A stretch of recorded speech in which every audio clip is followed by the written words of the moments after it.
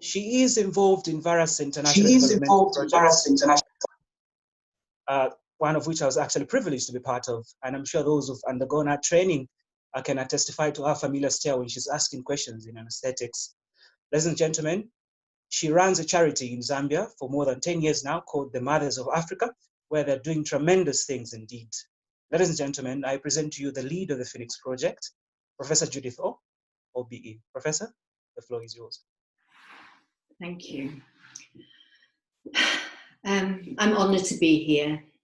It is remarkable with the speed and enthusiasm that the people on this call have grasped this idea of us drawing closer in friendship and education across continents. At this point, I would like to welcome everybody here, all the chairpersons, the chair people, friends and colleagues from around the world,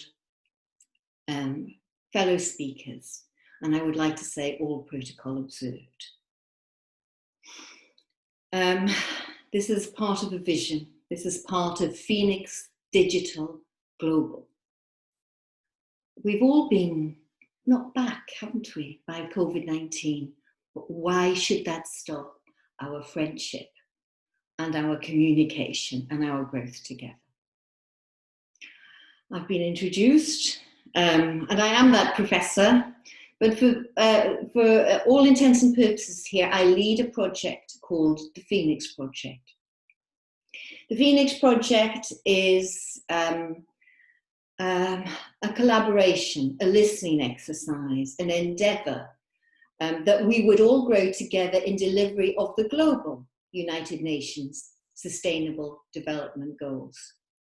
Because they apply as much to Wales as they do to Namibia, to Zambia, to the Antarctic.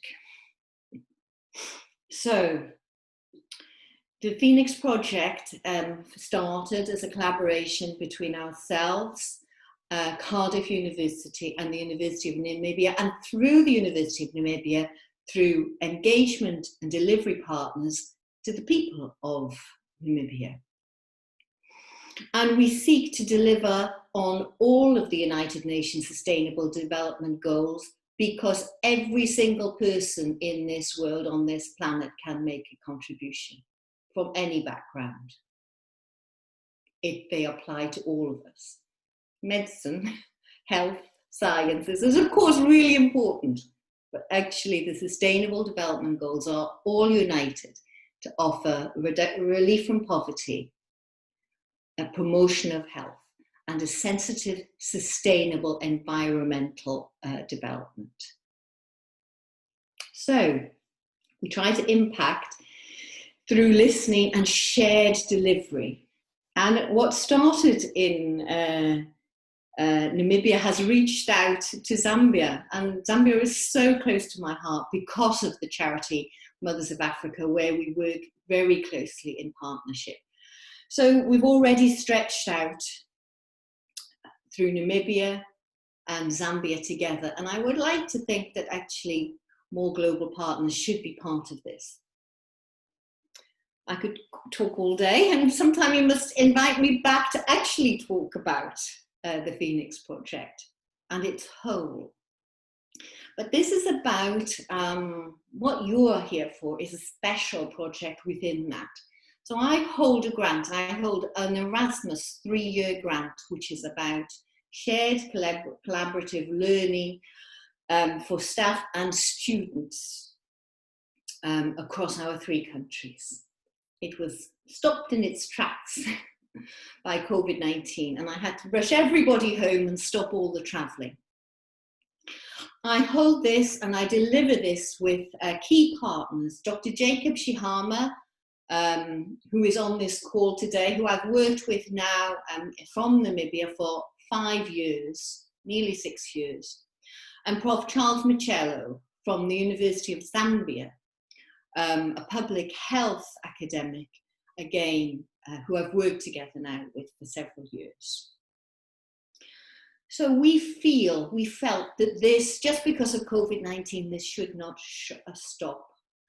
And nothing has been lost. The money is still in the bank. The travelling can continue. But let's do something in the meantime. Yes, hopefully we can all travel and get to know each other next year and the year after and the year after that. Everything is kept, everything is secure. But in the meantime, I think we all have to be digital. We all have to be global. And we all have to grow closer together across continents. So I reached out, didn't I, to those of you who have travelled, who were about to travel, and who might travel. And I said, let's have this Phoenix MedEd.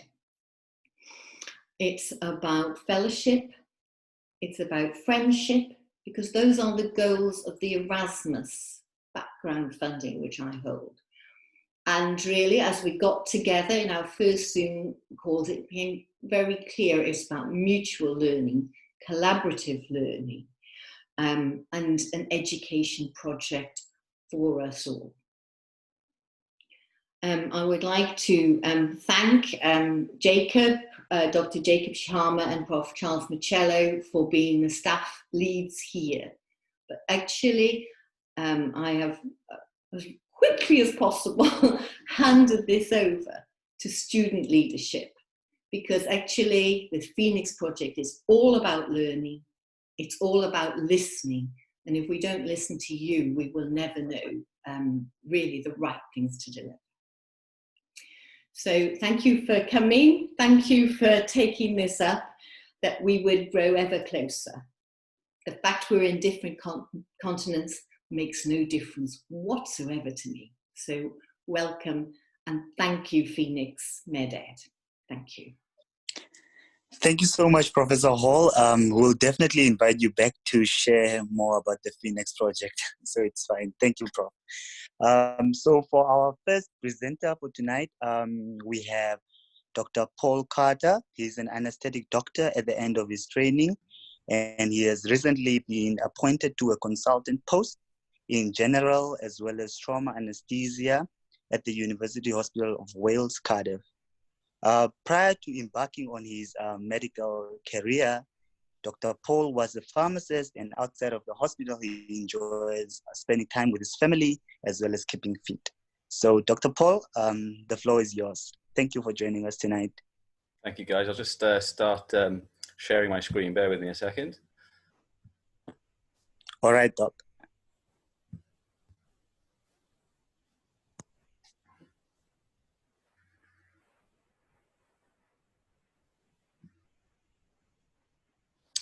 Right, so thumbs up if you can all see the presentation. Is that coming up yet, guys? I've got a thumb up from Judith. Prof. Hall, sorry. It's great, excellent. So thanks very much for asking me to present on this. It's a great opportunity. They say I'm Paul. I'm one of the anaesthetists in the University Hospital Wales, and really, really proud to contribute to this this project. So I've been asked to chat to you guys about the UK healthcare system, and it's a little bit of a whistle-stop tour, guys. And we'll talk about the beginning, the organisation, and then I'm really going to focus on the challenges and strengths. And what I want to focus on is maybe like at the coal face, what the challenges and the strengths are I have working in the NHS, but it's quite debated throughout our country, really. You can find lots of strengths and weaknesses, and then some final closing remarks. So you cannot mention the NHS, particularly in Wales, okay, without mentioning this gentleman, Aneurin Bevan. Okay, so he is a politician. He was healthcare minister for the Labour government in 1948 at the inception of the National Health Service, which was the National Health Service of the UK. He was the architect, quite rightly attributed, and he founded our healthcare system on three key values. The services helped everyone, healthcare was free, and care was provided based on need rather than the ability to pay. And that's something I think as healthcare professionals, we're all aiming to do wherever we work. And he founded in 1948 the National Health Service. It's worth saying at this point, I'm an NHS doctor in Wales. The UK since 1948 has gone slightly different directions. The English, Irish and Scottish systems differ slightly from Wales, but I work in Wales, so I'm going to focus on Wales today. But I'll happy to discuss any of the other healthcare systems. So NHS Wales, just a few facts then. So it's a publicly funded National Health Service of Wales, serving around a population of about 3 million people. And it's the largest employer in Wales, and that just shows you how ingrained it is into our culture in Wales. And once again, as always with healthcare, labour costs are around 75% of the annual budget, and it really just proves again, over and over again, that the biggest resource of lots of healthcare is your staff as a resource. Funding, we have to talk about money. And Aaron Bevan's plan was it to be free at the point of care, but it can't be completely free. And we get our money from general public taxation, which goes into a UK government fund, Westminster, London, then redistribute to our Welsh government, who via lots of different committees allocates the budget for us. Now, this is a very daunting slide. I don't want you to focus too much on the detail here. I just want you to see the complexity of the organisation and the fact that lots of different organisations are linked in different ways. Okay, that's part of one of the challenges of the NHS, certainly, is the organisation is quite complex. NHS Wales is about 7 health boards, okay, and it's about 3 NHS trusts, which I'll talk about shortly. So the local health boards, these basically are tasked with planning, securing and delivering healthcare services in their areas.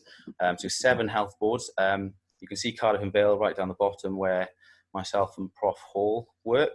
And also you'll notice there's a high concentration of local health boards in the south of Wales, because I think about 1/3 of our population, if not more, live in the south of Wales. Quite a population density down there in South Wales where we live. And then there's 3 NHS trusts, and these can kind of be thought of kind of already centralised services. So they're run nationally in Wales, the Welsh Ambulance Service, and then Velindre NHS Trust, which is our specialist trust for cancer services, and then Public Health Wales, which has been increasing and increasing. Maybe the direction of healthcare in the UK moves from kind of reactive to proactive, preventing disease and health conditions. So simple, 7 health boards, 3 NHS trusts. But as I've alluded to, we'd love it to be nice and organised like it is on the right. But that is one of the challenges of the NHS. I find working in the NHS really is navigating it can be quite complex. But fortunately, someone always knows something about something. You just got to know the right people to ask, and they'll know someone if you ever need any information. So if you're ever working with us, just ask, and everyone's very friendly to help.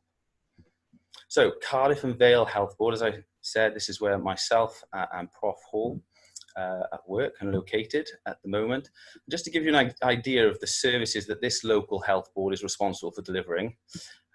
So primary and community-based services, GP practices, dentists, pharmacists, optometrists. Then our traditional acute services at the University Hospital Wales in Cardiff. Public health, as I said, even though public health is run as an NHS trust, there's also lots of local input. There's cyclical management, so we're all on the same page of what's happening. And also out of Cardiff, we run a lot of tertiary services, so quite complex services such as neurosurgery and cardiac services, just as if there wasn't enough going on here in Cardiff Local Health Board. So some of the challenges. There's lots of challenges, but I'm kind of going to try and focus on the things that I face as a doctor in the NHS at the moment. So kind of group them into 3 categories: financial constraints, inefficiencies, and then organisational. We'll go through these. So from the financial constraints point of view, it's publicly funded healthcare. It has to be accountable, and we have to be doing what's right with the money. It's got to be equitable. So new equipment and treatments, I'm sure those who work in the NHS will be to add that sometimes they're slow to become available. The process can be quite clunky and people get frustrated with that, but it's often just to make sure we're getting value for money. And increasingly in a minority of cases, even though we're trying to have comprehensive care, there are some treatments that are unavailable because perhaps they're not value for money for the whole population, more a minority and individuals. And also, this mentioned the staff again, because change and improvement, because of these financial constraints, often needs to be cost neutral, cost saving, and that relies again on the staff being very motivated and enthusiastic to manipulate these changes themselves. Inefficiencies and waste, even though I think out the developed countries it's quite good value for money, our healthcare, there's still lots of savings to be made. And one of the examples I give here is, even though it's a publicly funded service, if people are getting perhaps paracetamol on NHS prescriptions, and that's 4 times as expensive as buying it at your local supermarket, which is approximately 16p. Essentially, it's out of the same pocket. So there's lots of cost-saving things like this. Also, we're talking about sustainability. The way we recycle our waste, putting them even in the right disposals, disposing of waste properly can actually save our trust money or our local health board money. Sorry. And then organisational, I've kind of displayed how some of the organisations are quite difficult to navigate because it's very difficult to understand often the whole process. Simple changes can be difficult, and you might just want to make a simple change, but the knock-on effect you're quite almost naive to until you work in healthcare for a long time. And also, one of my kind of slight bugbears is collaboration. Again, because of the complexity of the organisation, I think sometimes there could be 5 or 6 people working on similar projects. And if they put their heads together, their productivity would be so much more. Recently, I was reviewing pancreatic transplant guidelines for Cardiff and Vale. And the first thing I did was email 2 other big centres and asked to have a look at their guidelines to see what they do now. And Prof. Hall's already mentioned the importance of collaboration. It's really one of the challenges we face in the NHS. There's no point reinventing the wheel. I think that's what the cartoon's about, just in case you're wondering. Oh, so some of the strengths now, kind of a case I was involved in recently, just to demonstrate some of the strengths of the NHS. Quite a lot of incidental findings in this case, as you'll see. So a 38-year-old male, and actually he was preclinical trial, doing on a preclinical trial, he had an ECG as part of that. And they incidentally found that actually he had some left ventricular hypertrophy, features of left ventricular hypertrophy, so an abnormal ECG. At that point, he was instructed to go along and see his GP. His GP examined him, pre-COVID times obviously, found a systolic murmur, promptly referred him for an echocardiogram, which showed he had a bicuspid aortic stenosis. So an aortic stenosis of the valve area, which is approaching critical at 0.8 centimeters squared. And actually on interviewing this guy, pre his anesthetic for his next procedures, he did run 5K 3 times a week. But if you asked him how many times he stopped and how many times he had about an hour nap after each run, it did strike some concerns with us. So cardiothoracics, based on those findings, were poised to operate. The plot thickens, unfortunately, for him. He had a contrast cardiac CT scan, which essentially you're assessing the aortic root to see if you need to replace that with a valve. And then, as we hasn't had a bad enough week, they found a large right renal cell carcinoma. And then it's a payoff, really. Do you operate on the renal cell carcinoma first? Or do you operate on his aortic valve first? There's lots of different teams involved. The priority intervention was decided to have his laparoscopic nephrectomy first, and 8 weeks later he had his cardiac surgery. And I'm thankful to say his prognosis is excellent after those 2 major operations.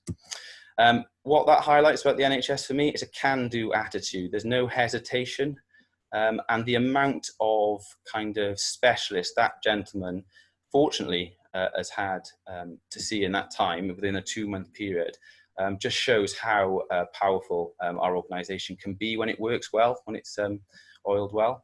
So I think at present we do have healthcare free at the point of access, and care is provided based on need rather than ability to pay, and it's still comprehensive for the majority, I believe. Anyway, people might dispute that. Some other strengths. I've mentioned about it being a huge employer, but one of the massive strengths of the NHS is the culture of pride towards the NHS from the public, the appreciation and the public ownership. This is one of our coined Superman part of our NHS during COVID times.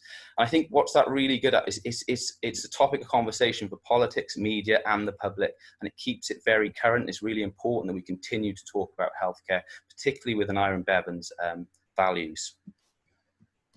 A bit strange from this, but clinical governance systems in the NHS are really strong, and essentially, I just highlighted that keeps us up to date. It's basically a systematic approach to maintaining and improving the quality of patient care within the system. It's kind of 6 pillars that I've mentioned there. So it's audit, education, training, risk management, being open, research and development, clinical effectiveness. And if you're a healthcare professional in the UK, it's mandatory to participate in these clinical pillars. Finally, environment and people. I've alluded to the staff already, the goodwill and the team ethic working in the NHS. Good times in healthcare, bad times in healthcare. It really bonds you with your fellow colleagues and staff. Obviously we share lots of times with our healthcare professionals, with our fellow colleagues. And this is Sam, who is a midwife in UHW, and I've worked with her quite a long time. And actually she delivered my daughter 14 months ago. And these are the kind of bonds that you're creating in healthcare. Final thoughts, guys. I know we're tight on time. I just want to say it's a rewarding place to work. I realise we keep our challenges in perspective, and the majority of my colleagues and I feel lucky to work in the NHS. Any healthcare professional knows that overcoming the challenges adds to the rewards and the satisfaction with our can-do attitude. And also it's an exciting time to work in the NHS, because the final challenge really is that lots of healthcare, is that aging population, patients are living longer with more chronic disease, with better quality of life. Treatments are getting more and more advanced. Obviously that comes at a cost. So what we're trying to do in the NHS is trying to continue to deliver free, comprehensive service based on need, and the financial constraints and the development of the private sector is there now. And it is a kind of threat to the NHS. What NHS bosses and local people are realising now, we have to transform the way we're working. And this is a buzzword in our healthcare culture at the moment: transform, not change, transform. Traditionally, we work from primary care, secondary care to tertiary care. But this can be really streamlined. And I think that the phrase is that we're currently a sickness service. We respond when patients are sick. We really need to move to a wellness service. And that really underlines what we're trying to do at the moment. And this transformation is displayed in Cardiff by this, a very complicated illustration. I'll leave it up for you guys. But essentially it's about moving healthcare into the community and giving access to everyone so they can stay well. I hope you've enjoyed that. Thank you very much. And anything I can help with, please feel free to email me. Don't hesitate at all. And if I can help, I will. Okay, thank you very much, guys. Cheers. Thank you so much, Dr. Paul. So our next speaker will be Dr. Esperance Luvendau. Yes. Oh. So it will be Dr. Esperance Luvendau. She's a doctor in the northern part of Namibia. She's a public speaker as well as a poet, and she's very passionate about fighting for social justice and healthcare improvements through her various initiatives. Of note is the One Step at a Time initiative that she started, and so far, about 1,000 people benefited from that initiative. She's currently pursuing her master's degree with a focus on healthcare management. So Dr. Esperance Luvendau from Namibia, the floor is yours. Thank you very much for having me. I believe we can all see me. I'm not sure if we can all clearly see me. Yes. Yes, we can see you. Yes. Go ahead. Okay. Awesome. Good afternoon, everybody. Thank you so much for having me. What an honor it is to be here, to join all of you today. I'm absolutely humbled. Let me start firstly by saying that when I received this invitation, my first thought was, number one, joy and excitement, because I believe that by having these conversations, we are facilitating and we are once again reiterating the fact that we have not given up on our various healthcare systems, whether that be the Namibian healthcare system, the South African, the Zambian, the Zimbabwean, or wherever it is that you may find yourself. And so it was such an honor to be invited. One of the things that I always say is that when we take the oath, the Hippocratic oath, that is, I do not believe that it is solely to do no harm, but it is also that wherever you see a chance to improve the healthcare system, you will do so, no matter the cause, no matter the impact, no matter how much it will cost you. And so platforms like Phoenix, like this particular platform, is, I think, absolutely phenomenal. So I applaud all of you for that. So firstly, let me start off by saying that Namibia on its own, when we talk about the healthcare system, I definitely believe it's a very broad topic.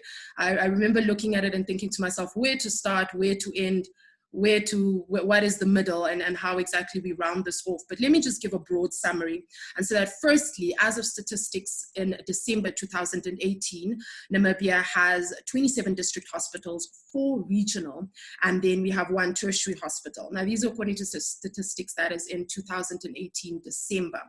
Now, when you look at the Namibian healthcare system, easy enough to define it into 2 particular zones, right? So you have your private, and then you have your public sector, right? So within the public sector, very important to note is that about 80% of all our patients, of all our Namibians fall into that bracket.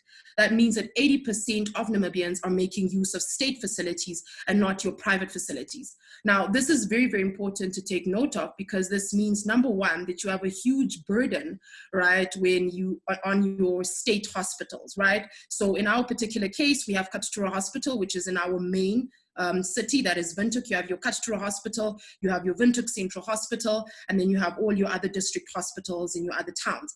Now, this means that 80% of the population make use of this, okay? So when we talk about a healthcare system, one of the very important things to consider, especially in the Namibian setting, right, is that if you want to talk about quality healthcare and the level at which the Namibian health sector or the Namibian health system has achieved quality healthcare, you can look at it and easily say, okay, fine, we can divide it into the doctor, the patient, the hospital, and the drugs. All right, this is a very easy way to analyze any health system. So when we're analyzing the Namibian health system in particular, all right, we start off with the doctor. Namibia has a few years ago, we launched our own University of Namibia School of Medicine, right? Now, being our very first School of Medicine, this means that we are now producing doctors, right? Because prior to this, Namibia was making use of medical doctors, medical practitioners from outside. This meant that we were dependent on the medical doctors, whether it be from South Africa, whether it be from Wales, whether it be from Cuba, to come in and to treat the people. But what happened with the transitioning and the building and the initiation of the School of Medicine is that we are now producing our own doctors, such that every single year we have more than 50 qualifying medical doctors from the University of Namibia alone.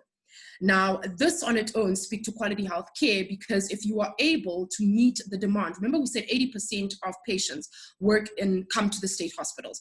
So automatically this means an improvement in the quality of healthcare offered in the Namibian healthcare system, because if you're able to meet the demand, more patients means that if you're not producing more doctors, then the patient to doctor ratio is automatically reduced. So by producing more doctors and by launching the School of Medicine, we were then able to say, okay, fine, this is how we are going to tackle this issue, and we're going to produce more doctors such that we can increase the doctor to patient ratio, right? And so then the second thing that we spoke about is, we said there's the doctor, then we said there's the patient. Now, when we talk about the patient, very important to note that in any system, when you attempt to promote quality health care, there must be an aspect of patient education. Now, when I talk about patient education, this means how far a patient will take initiative and take control of their own health in order to ensure that they understand that they are active partners in this thing called quality health care.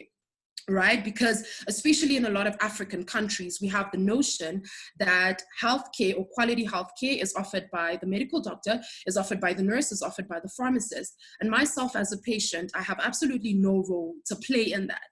And so what we have been trying to do is promote patient participation within quality healthcare. So one of the ways we've managed to do that, number one, is through our mobile clinics, right? So we have our Mr. Sister Clinic, and this is a mobile clinic that basically has been launched in order to ensure that, number one, we reach the rural population in Namibia.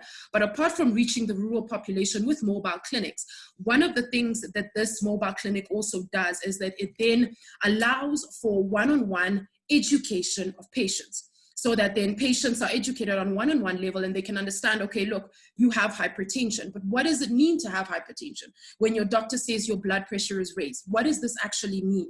And if I, for example, am to check my own blood pressure, how will I know that this is an abnormal reading or this is a normal reading? And how will I know when to seek for help? Because you have this, in order to improve any sort of system, you must make sure that all partners within the system understand their roles.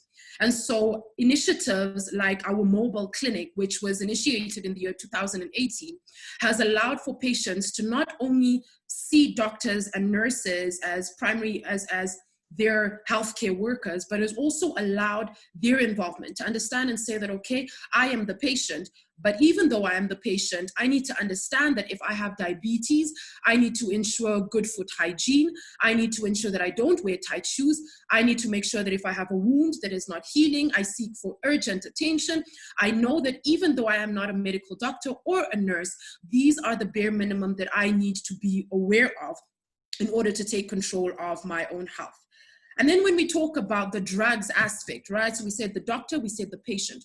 When we speak about drugs, as any country within Africa, we find ourselves commonly falling short when it comes to the supply of drugs and medication. And obviously this is more of an issue, especially in the state system in comparison to the private system, right? Because the private system quite easily to say, okay, look, this drug costs $127 million.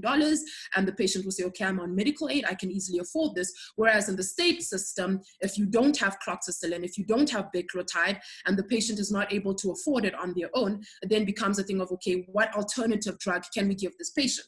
But important to note that oftentimes there's a reason why we have our first line medication, right? So if this particular drug is too expensive or this patient cannot afford this medication, what that means is that then we might need to resolve to a drug that is perhaps secondary, that perhaps does not work as well, and that perhaps does not treat or target the infection that we have diagnosed this patient with as well. And so the drug factor is a very, very important component. And then obviously that brings us back once again to production, pharmaceutical production within our country, within our own system, whether that be Namibia or that be Africa as a whole, in terms of moving to a level whereby we can be self-reliant.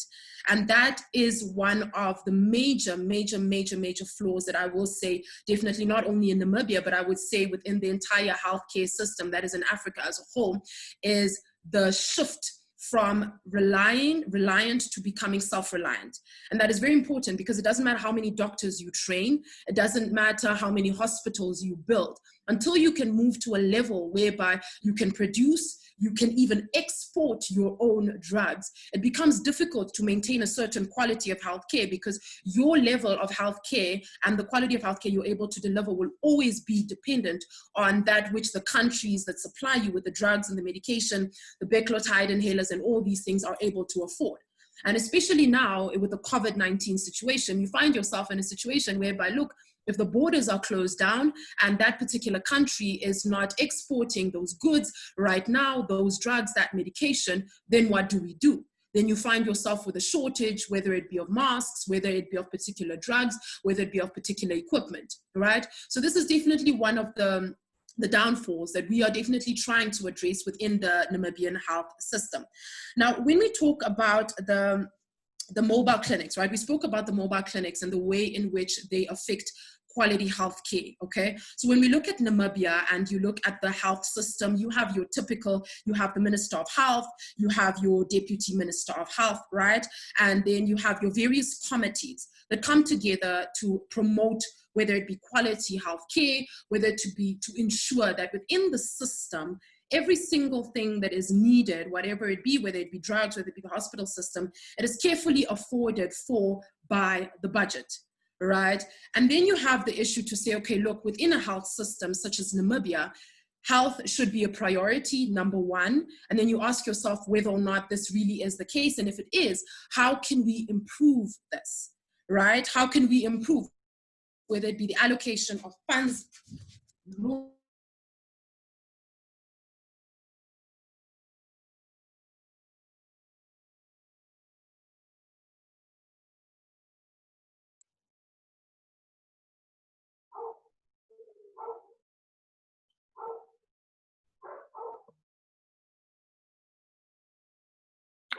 Okay, I think Dr. Esperance might be having internet connections. She just dropped out, so while we wait for her to come back on, we can continue with Dr. Job Mwanza. He is a senior Zambian doctor trained at the University of Zambia. He opened the Chongwe District Hospital before being appointed as district medical officer in 2 districts. He has an MPH from the Cardiff University and now works for a medical charity, ICAP Zambia.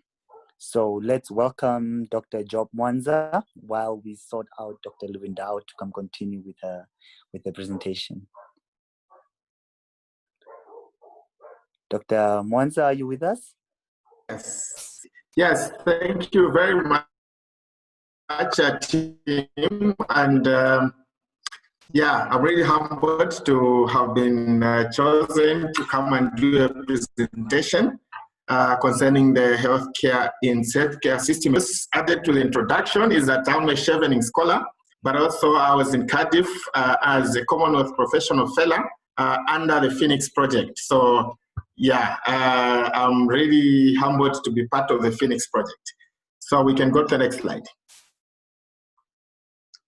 Yeah, so that's my outline. Basically, I'll just give a brief introduction of about Zambia, and then I'll take you through the healthcare system in the country, and then how this healthcare system is being delivered, and then I'll conclude. I only have very few minutes, so there's a lot that I could have covered, but then constraints of time. Next slide.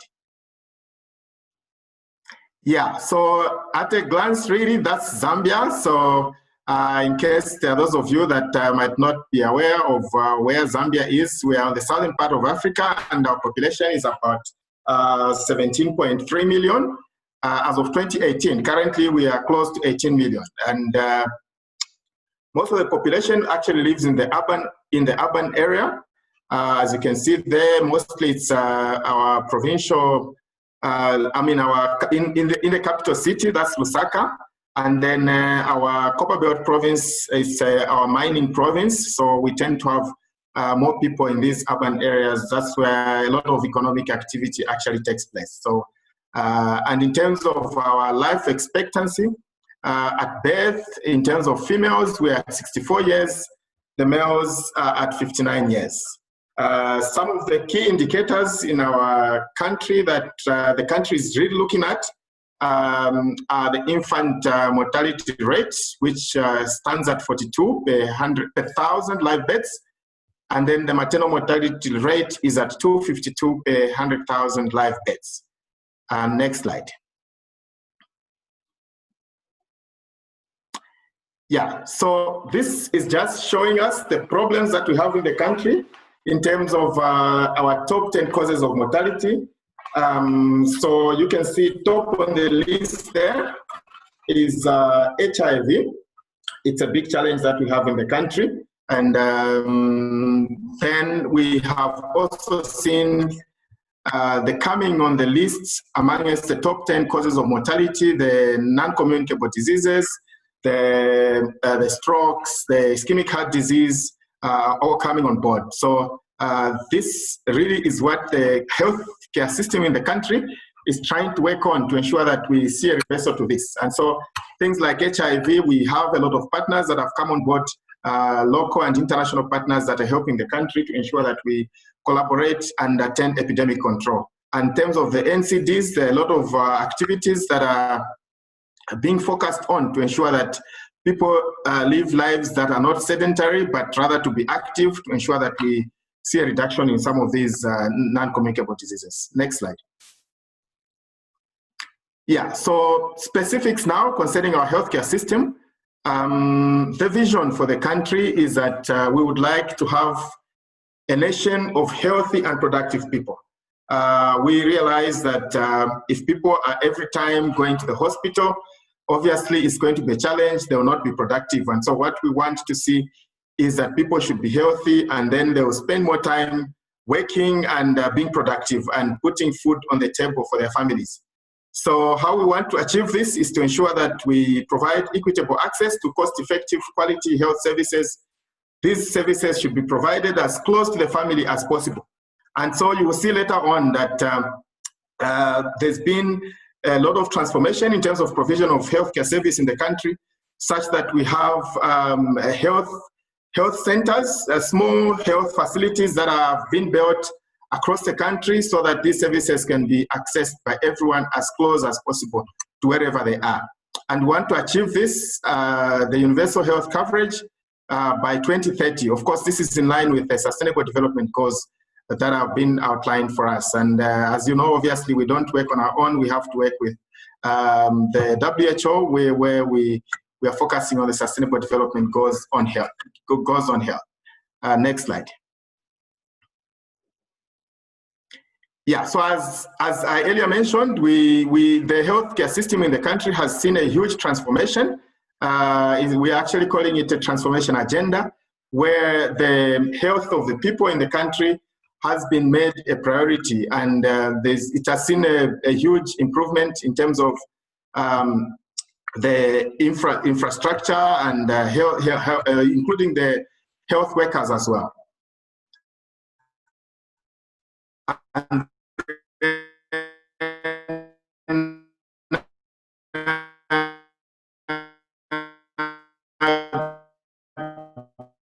because of this transformation agenda, we are seeing provision said, of course, equitable access, I must say, but then some kind of a robust currently, we just started implementing the social health insurance, and it's proving to be very helpful, such that everybody is accessing quality healthcare services. Our focus is to strengthen the health systems across the country through what we are calling a continuum of care.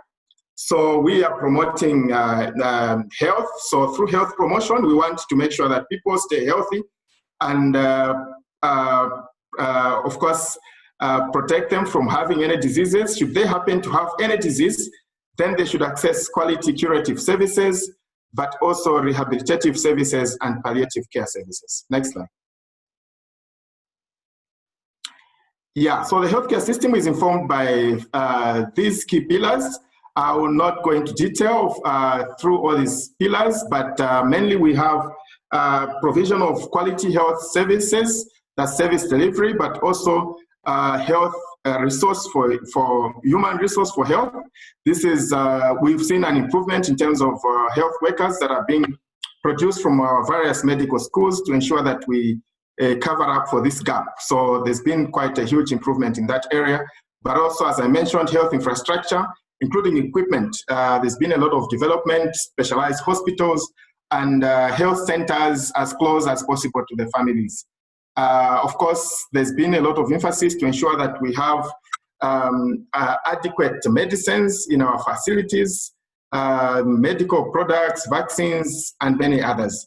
Our ambulance system is also one area which we're working on. So transport is there, financing, I've already talked about this, but through these all pillars, of course, is good leadership and governance that we need, and that is very much available in the country, as you will see later on in my other slide. Next slide. Yeah, so we are working with what we're calling a National Health Strategic Plan. This is a plan that is running up to 2021, and it provides a framework to guide how the country is supposed to provide the health to its people. And it outlines the need for collaboration in the country with various partners. And through it also outlines the strategies and high impact interventions that will help us to achieve the health-related sustainable development goals by 2030. So the legacy goals, as we'll see on the next slide. So the document I talked about, the National Health Strategic Plan, it actually outlines the legacy goals that we should achieve by 2021. And this actually responds to the causes of mortality and morbidity that the country is experiencing. As you can see, top of the list there is a reduction in maternal and child mortality, but also we want to eliminate malaria and then achieve HIV epidemic control, But we can only achieve this, of course, if we have qualified health workers. And so we want to recruit about 30,000 healthcare workers and train specialist doctors within this time. Some of the diseases that were on that list that are causing mortality, TB, we want it to be eliminated as well. So it's quite an ambitious document with ambitious goals, but obviously we can only achieve this by working in collaboration with different partners. Next slide. Yeah, so this is my last slide, basically outlining the healthcare delivery system, how the things I've explained, how they're being delivered in the country. So top there, we have our Ministry of Health, which is really overlooking the whole healthcare system in the country. And our healthcare is provided through public, private, faith-based organizations, as well as the mines. Most of the patients actually attend public facilities. So as you can see on your right there of your screen, we have different levels of how patients can access care. From the lower level, this is closer to their community, the health centers, then the district hospitals. These are referred as well to the general hospitals, and ultimately up to the tertiary hospital. Next slide. Okay, so to conclude, basically our healthcare system is very functional, as I've explained, and basically it's focusing on strengthening the primary healthcare in the country so that we protect people from getting diseases and ensuring that they live a healthy life so that they can be productive. Due to the constraints of time, I think I'll end here for my presentation. Thank you so much for the opportunity. Thank you so much, Dr. Mwanza. It was lovely having you tonight. Great presentation. Thank you so much. Yes. So Dr. Luvendao is back online, so we'll just have her conclude her speech, her presentation, and then we'll take it from there. Dr. Luvendao, the floor is yours.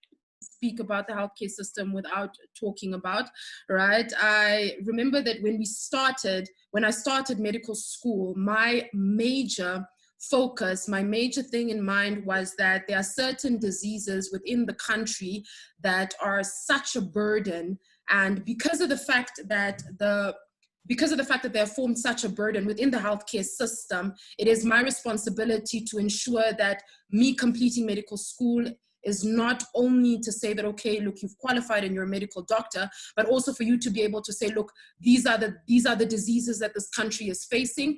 How can I possibly assist in my own little way to ensure that I help to reduce the burden of this, or that I help educate the Namibian people about these conditions?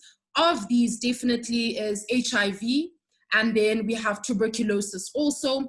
These form a part of a huge burden of the disease burden that is particularly in Namibia, right? So you have these conditions and you have these patients. Majority of the time you have patients coming in, and it's either they have the HIV that is now, or they are then infected with the tuberculosis, one or the other, or they have a relative or a brother or a sister in one way or another that has been affected by these conditions.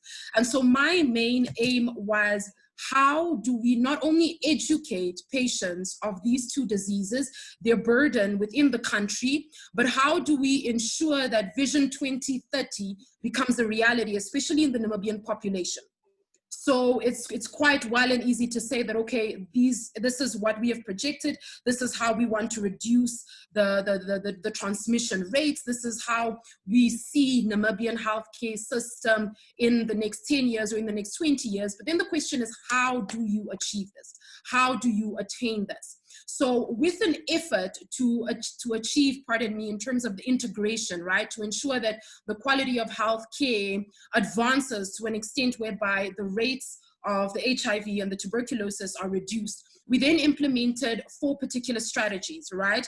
Now, this is by the Ministry of Health, and they can be broken down into health promotion, disease prevention, curative services, as well as rehabilitative services, okay? So when we talk about health promotion, very, very simple in terms of promoting the standard of healthcare that we desire to achieve. What is it that the country is facing? What is HIV? How do you contract HIV? How do you protect yourself from this condition? And when you are positive, how do you ensure that you live your best life possible and you optimize, of course, your quality of life?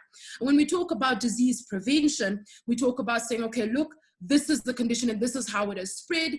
I need to protect myself by ensuring that I do not partake in this activity, ensure to protect myself, and also to educate those that come after me to say that, okay, look, in terms of the education, the previous generation may not have been that well informed of how this disease spreads, but we are now at a level whereby we have information at our fingertips. And because we have information at our fingertips, we can then promote this, not only health promotion, pardon me, but also preventing disease to a particular level. Then you have your curative services, and then you have your rehabilitative services, right? So in terms of your curative services and your rehabilitative services, when we talk about HIV/AIDS and your tuberculosis, they were talking about, number one, your drug treatment, right? So whether or not the patient is on first line or second line. And then when we talk about tuberculosis, we're talking about things like your direct observation of treatment, right? Ensuring that at whatever stage of treatment, we have a healthcare worker observing these people within the treatment to ensure that they adhere to their treatment and to ensure that we then reduce the transmission rates. Right? And when we talk about the African system, just quickly in summary, when we're talking about Namibia, one of the things that I always say is that Namibia ought to consider itself as part of an African healthcare system. And until we begin to consider Namibia as such, I do not believe that the Namibian healthcare system will ever progress, because we are not an individual system operating in an individual world. We are operating in an entire system with other countries, with other factors that come into play. And because of that, the Namibian healthcare system, although we are definitely not where we used to be, in order to get to a level where we can adequately say we are well on our way to achieving the quality of or standard of healthcare that we desire, it is important for us to adopt a parasitic relationship. And when I talk about the parasitic relationship, what I'm talking about is African countries, including Namibia, making use of one another in order to benefit, not only in terms of wisdom, in terms of, okay, look, you have the wisdom on this and this illness, how can we benefit off of each other? You have the specialists, we need the drugs. How can we benefit off of each other in order to ensure that we create a health system that at the end of the day, we can say that we are well on our way to achieving Vision 2030. So as mentioned before, the Namibian healthcare system is majorly dependent on the state system, on the public system. And because of this burden, a lot of the times, even in terms of the healthcare workers, in terms of the doctors and the nurses, you find yourselves constantly being burdened, right? Not only exhaustion, but also in terms of the numbers, because you see the distribution now is that majority of doctors are attempting to move out of the state system to move into the private system, either because of the time constraints or the financial constraints, right? And so it is the responsibility of the healthcare system to ensure